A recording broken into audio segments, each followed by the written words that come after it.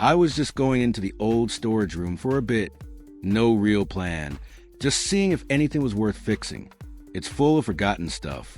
Sitting there so long you don't remember the last time you touched it. After digging around in the back of a box, I found an old remote control. No idea if it still works. So let's take it outside and try.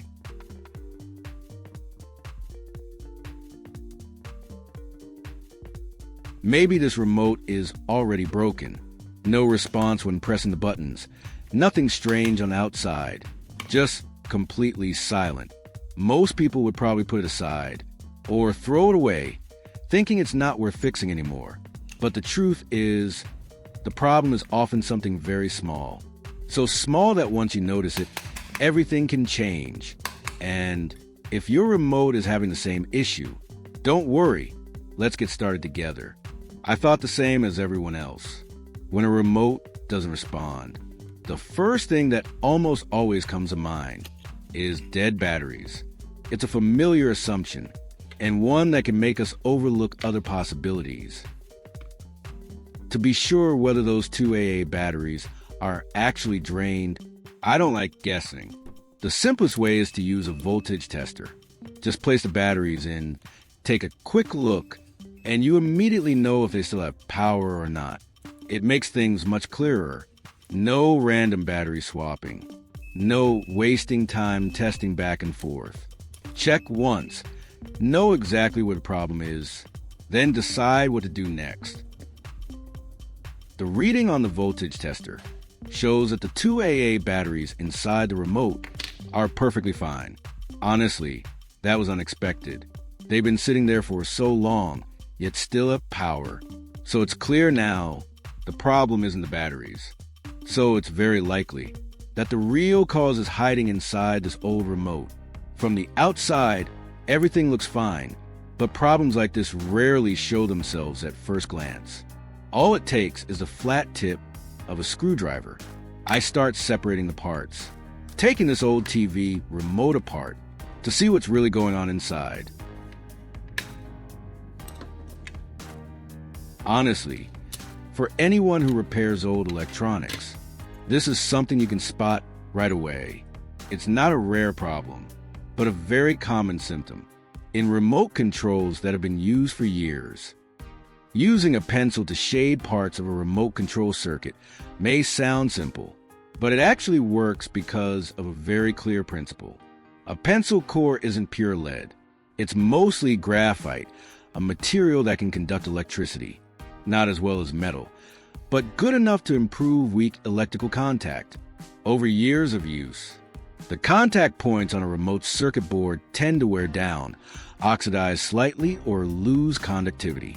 When that happens, the signal from the buttons becomes inconsistent, which is why the remote feels unresponsive or works only sometimes. When graphite from the pencil is applied to the circuit surface, it forms a thin conductive layer, helping the electrical signal pass more smoothly and consistently. That's why the remote suddenly feels more responsive.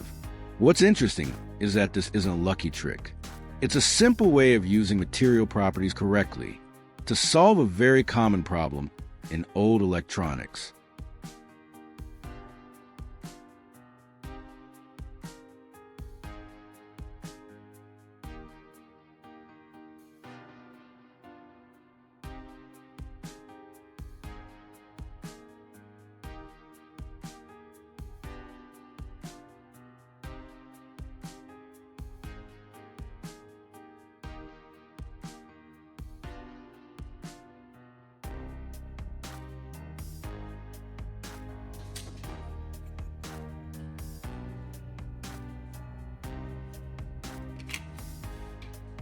And it's not just a circuit board.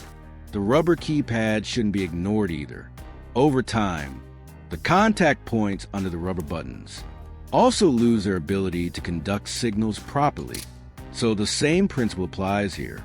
Using a pencil to lightly shade the contact areas where the rubber keypad meets the circuit board, that thin layer of graphite helps the signal flow more consistently. The buttons respond better, and the overall feel of the remote improves noticeably.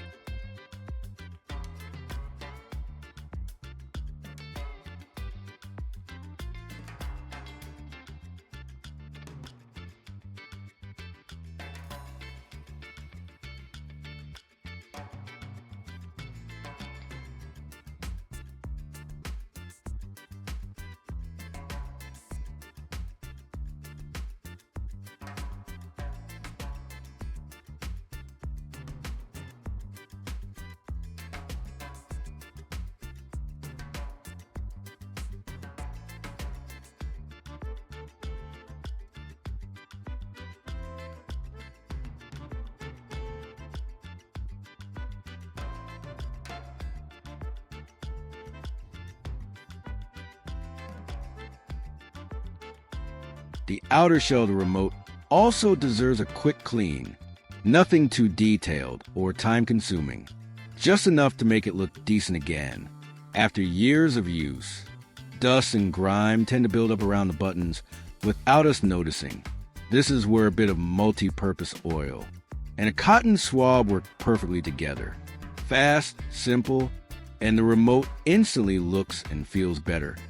All right, now all that's left is putting this remote back together. Everything inside has been taken care of, so it's just a matter of reassembling it. And once that's done, we'll test it right away to see how effective that repair trick really is.